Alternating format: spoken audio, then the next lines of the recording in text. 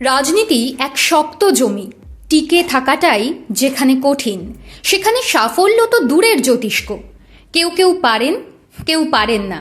এই পারা না পারার মাঝে কত সম্ভাবনা যে তলিয়ে গিয়েছে, কেই বা তার খোঁজ রাখে?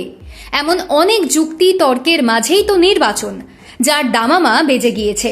যাবতীয় জল্পনা সরিয়ে রেখে আসন্ন বিধানসভা নির্বাচনের জন্য প্রথম প্রার্থী তালিকা ঘোষণা করে দিল বামেরা। 192 জনের তালিকাতে চমক কি রইল? বাকি 102 আসনের জন্য প্রার্থী তালিকা ঘোষণা হবে কয়েকদিনের মধ্যেই। তাতেই বা চমক কি থাকতে পারে? এই জোড়া প্রশ্নকে সরিয়ে রাখতে হচ্ছে, বরং বলতে হচ্ছে বামেদের প্রার্থী তালিকায় সবচেয়ে বড় চমক ফ্যাব 4 এর অনুপস্থিতি। আরও ভালো করে বললে প্রার্থী তালিকায় 4S এর না থাকা নিয়ে প্রবল জল্পনা। এই 4S কারা? মোহাম্মদ সেলিম, সুজন চক্রবর্তী, শতরূপ ঘোষ এবং সৃজন ভট্টাচার্য। সিপিআইএম এর রাজ্য সম্পাদক সাধারণত নির্বাচনে দাঁড়ান না। সেলিম রাজ্য সম্পাদক হওয়ার পর অলিখিত নিয়ম ভেঙে ভোটে প্রতিদ্বন্দ্বিতা করেছিলেন। সেই তিনি আবার পুরনো নিয়মে ফিরে গেলেন। শোনা যাচ্ছিল আগে থেকেই যে সেলিম এবার আর নির্বাচনে নাও দাঁড়াতে পারেন। তিনি ঘুরে ঘুরে দলের হয়ে প্রচার করবেন, প্রার্থীদের পাশে থাকবেন। অবশ্য সম্পাদক মণ্ডলীর অনেকেই যে ভোটে দাঁড়াবেন না তা বলা হচ্ছিল অনেক আগে থেকেই। সেলিমের সরে দাঁড়ানোর কারণ সেটাও হতে পারে। সুজন কেন নেই প্রার্থী তালিকায় তা নিয়ে কিন্তু প্রশ্ন রয়েছে।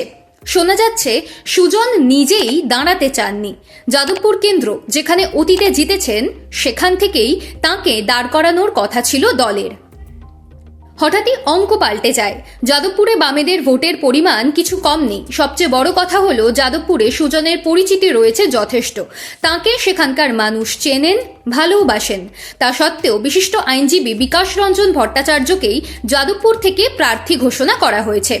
সবচেয়ে অবাক করার ব্যাপার হলো প্রার্থী তালিকায় শতরূপ ঘোষের অনুপস্থিতি। গত 3টে বিধানসভা নির্বাচনে দাঁড়িয়েছিলেন তিনি, কিন্তু 3 বারই হারেন। এবার কসবা থেকে সরিয়ে তাঁকে দমদম উত্তর থেকে দাঁড় করানোর কথা বলা হয়েছিল। শোনা যাচ্ছে তিনি রাজি হননি। কেন? একটি সূত্র বলছে দমদম উত্তরের জন্য তাঁকে ভাবা হলেও দল জনসংযোগের জন্য আগাম নামায়নি। তৃণমূল এবং বিজেপির কঠিন প্রতিপক্ষকে হারাতে গেলে তা জরুরি ছিল। শেষ মুহূর্তে দাঁড়িয়ে কাঙ্ক্ষিত ফল নাও পাওয়া যেতে পারে। শতরূপ সরে দাঁড়ানোয় তাঁর বদলে দীপশিতা ধরকে দমদম উত্তর থেকে দাঁড় করানোর সিদ্ধান্ত নিয়েছে আলিমুদ্দিন। শতরূপও ঘুরে ঘুরে দলের হয়ে প্রচার করবেন। 4S এর শেষ নাম সৃজন ভট্টাচার্য।